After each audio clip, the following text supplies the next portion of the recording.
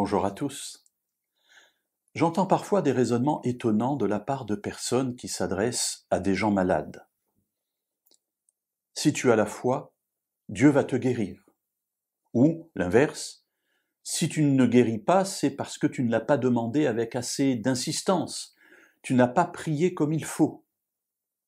Et au travers de ce message, quelle que soit la forme qu'il prend, il y a toujours une accusation portée contre celui qui est malade, c'est-à-dire qu'à sa maladie, on y ajoute aussi une réflexion et un jugement sur la qualité de sa foi.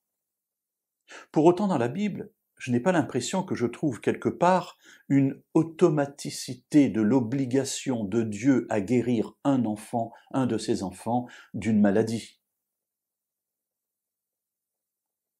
D'ailleurs, s'il était question de foi, Paul avait-il la foi? Bien sûr que oui. Pourtant, il était malade.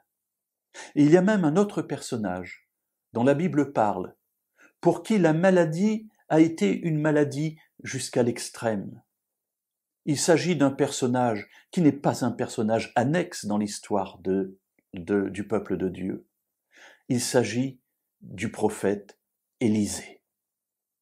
Dans le deuxième livre des Rois, au chapitre 13 et au verset 14, il nous est dit une phrase sur laquelle on passe très rapidement et qui pourtant contient là un enseignement extrêmement important. D'ailleurs, ce n'est pas le sujet du texte, c'est dit en passant. Lorsqu'Élisée fut atteint de la maladie dont il mourut, Joas, roi d'Israël, descendit vers lui, pleura sur son visage et dit « Mon père, char d'Israël et sa cavalerie ». Et tout le reste du récit ne parle plus d'Élisée, on parle de Joas, on parle de sa victoire, en tout cas de sa tentative de victoire sur les Syriens. Et pourtant, le texte nous dit « Lorsqu'Élisée fut atteint de la maladie dont il mourut ». Élisée est donc mort de cette maladie, on ne sait pas laquelle, peu importe.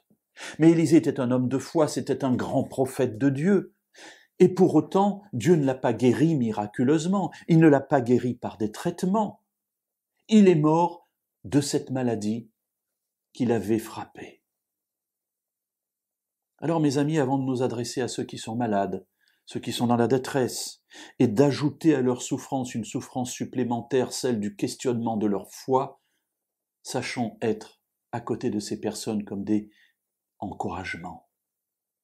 Encourageons ceux qui sont en train de passer par les difficultés, par la souffrance, et qui peut-être s'approchent de la mort. Ce sont des enfants de Dieu, comme Élisée. Et ils n'ont pas besoin qu'on les reprenne sur leur foi. Mais accompagnons-les. La maladie et la mort font partie de l'existence de notre monde, malheureusement. Mais bientôt, ce sera fini.